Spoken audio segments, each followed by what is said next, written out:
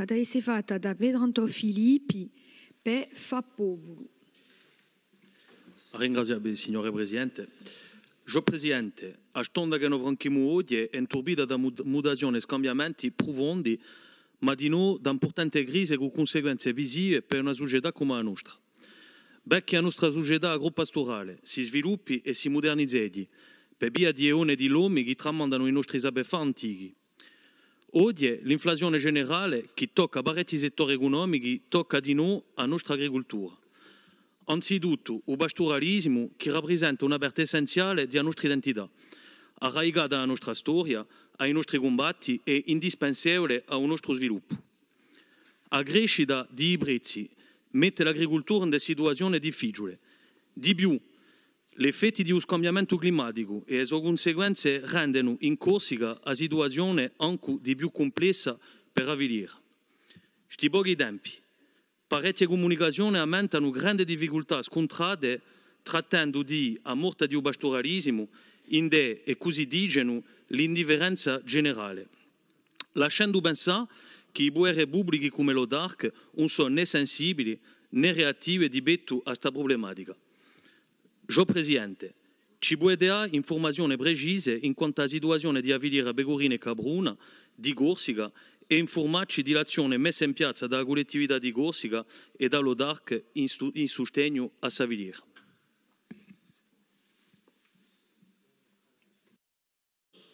Ringraziabile Petranto e Marie-Claude per i vostri domande.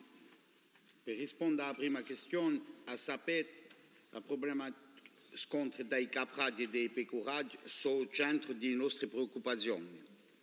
Il y a un an, j'ai alerté les représentants de la filière sur les impacts de la crise due à la guerre en Ukraine, amplifiée par le changement climatique et la sécheresse de l'été dernier.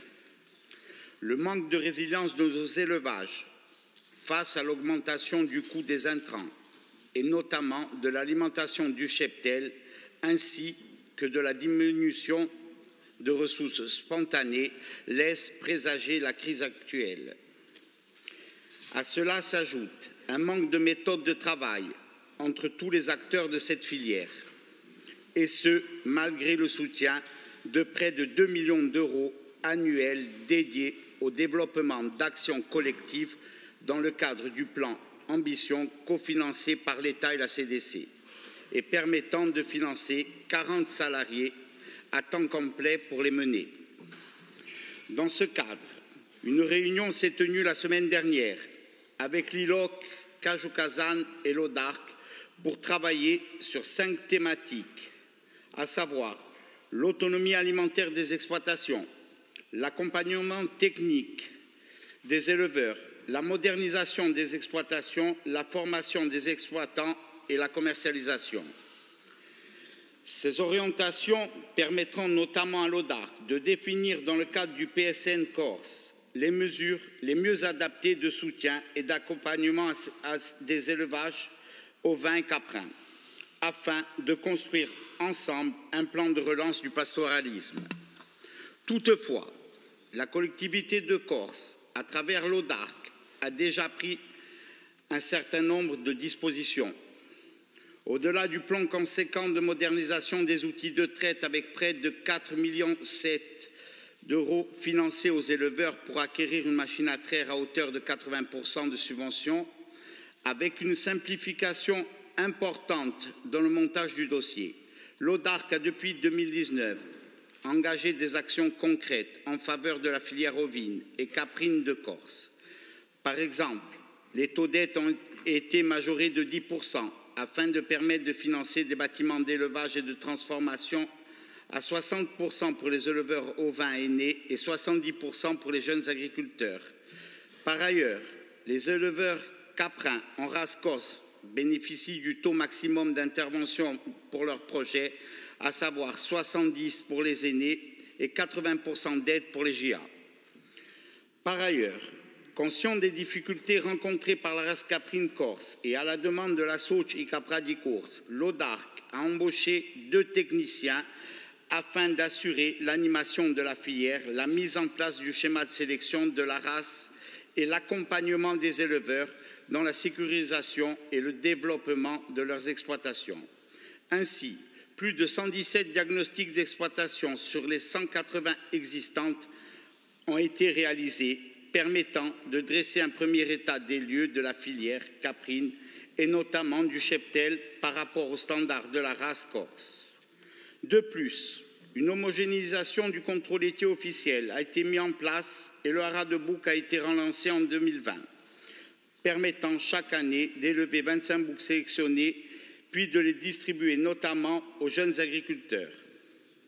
Un travail sur les GP Capret-Toulicourse a également été initié pour améliorer nos connaissances nutritionnelles du produit et ses caractéristiques organoleptiques.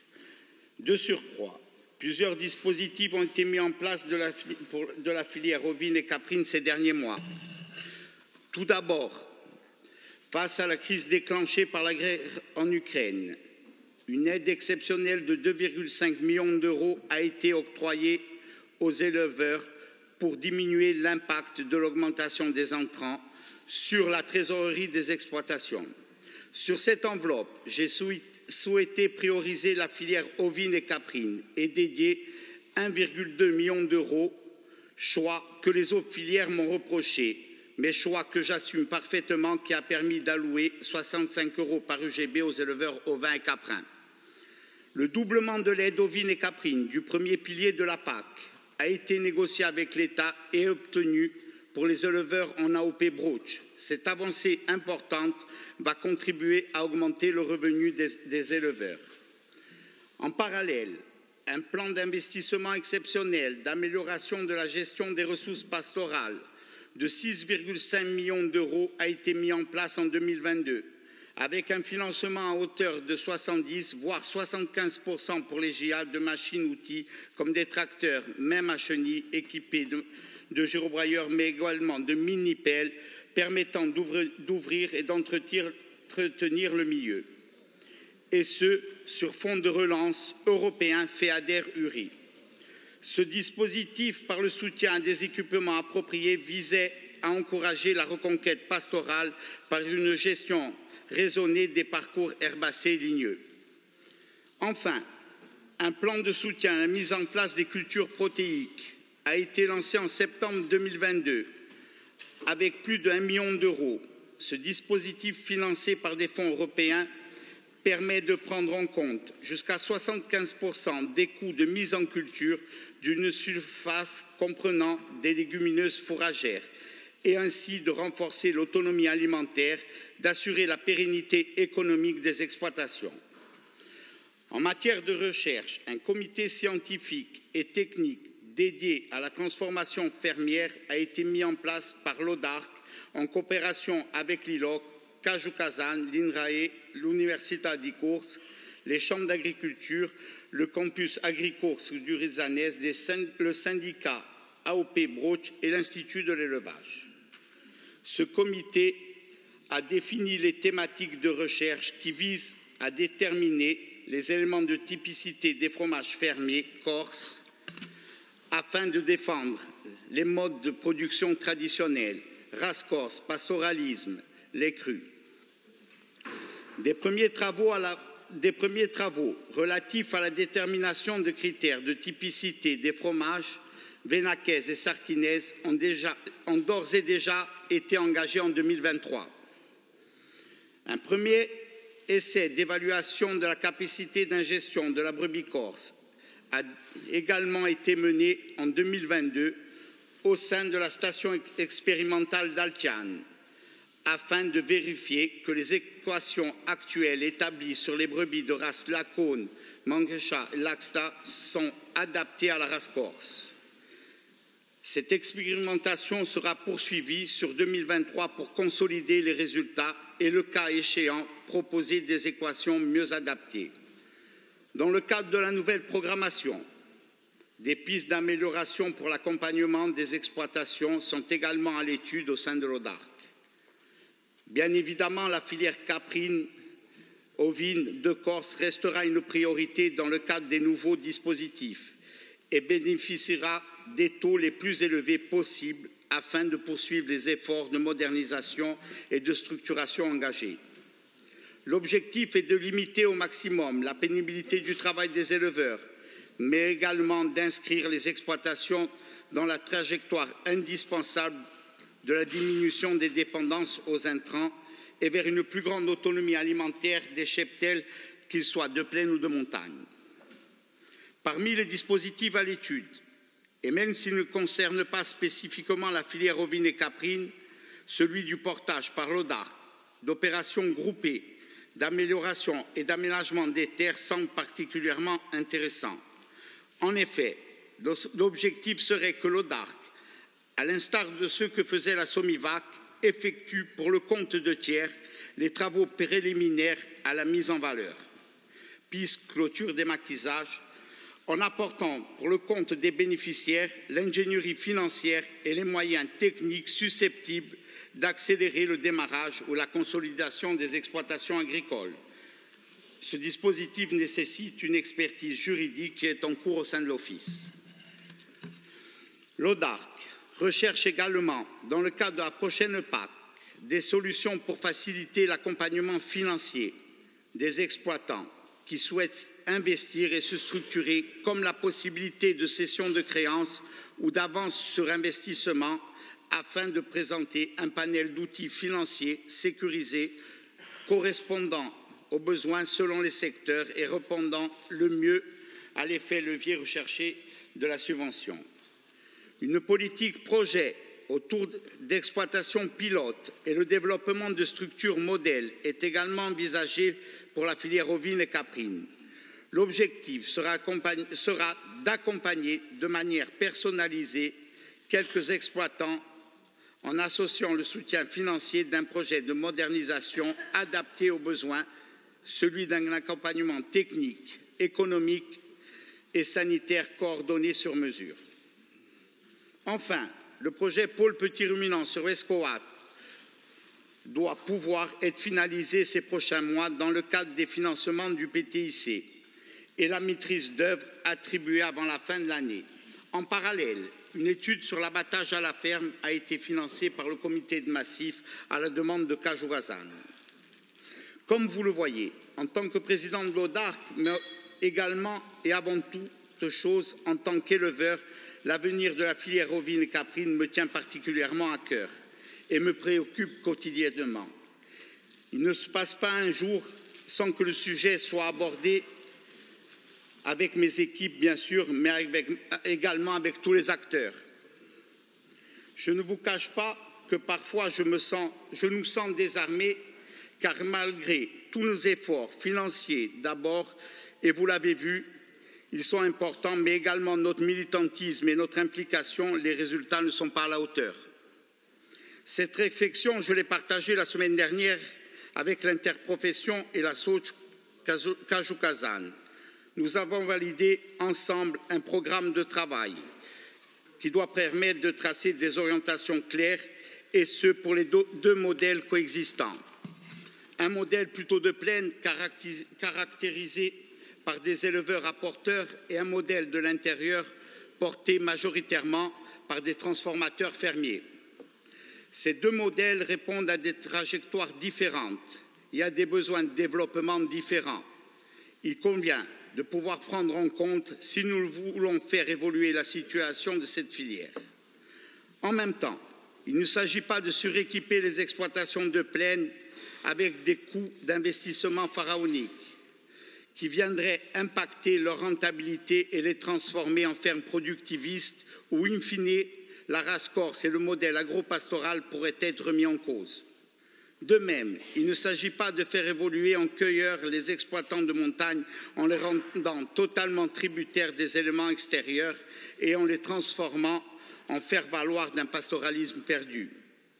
Il faut donc trouver les moyens de sécuriser ces exploitations selon leurs différences et en fonction de leurs atouts et de leurs contraintes, afin de les inscrire sur une trajectoire virtueuse. Per rispondere alla Lama Branca, sapete, a mio passione e mio impegno per su dietro ci vorrebbe assai più che una questione orale per poter parlare come Lucinio. Penso che noi siamo tutti raccontanti L'agricoltura è un puntello maggiore di ciò che noi siamo, di ciò che noi vorremmo fermare e soprattutto di ciò che noi vorremmo lasciare ai nostri figlioli e figlioline. E per giungere a salvare la nostra agricoltura ci vuole rimetterlo al centro dello sviluppo della Corsica. E questo andatura che ha accettato di essere presidente dell'ODARC e per questo andatura che vi possa assicurare della determinazione totale. Sul lavoro l'abbiamo cominciato a fare di noi con tutti i consiglieri esecutivi, con tutti gli uffici e l'agenzia, da fare che lo sviluppo dell'interno e la valorizzazione dell'agricoltura siano al centro di tutte le nostre politiche. Sicuro che ci vuole un tempo e che non ci piacerebbe andare più in furia. È una società sana che ci vuole ripensare, ma pur avanziamo di già nel suo cammino.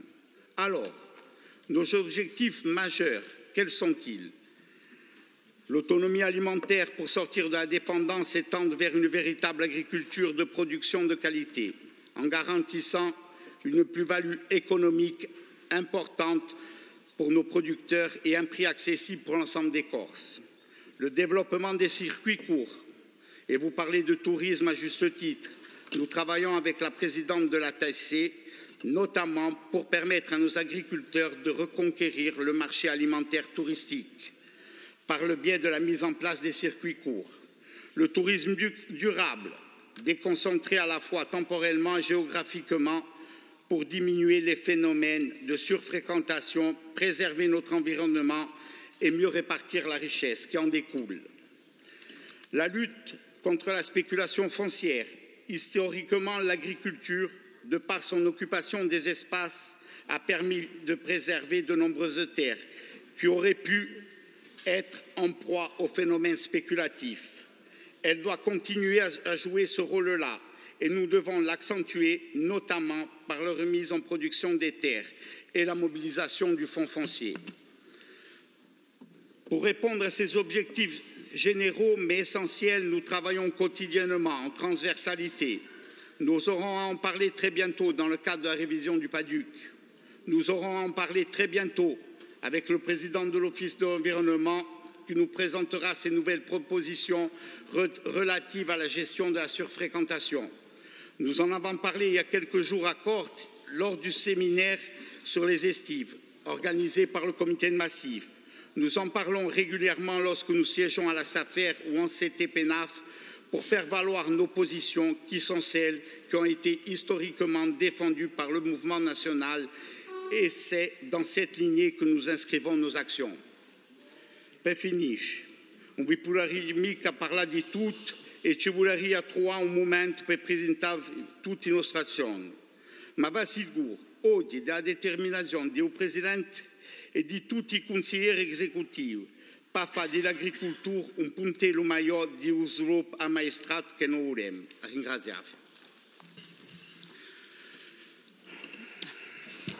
Ringraziamo il Presidente di l'ODARC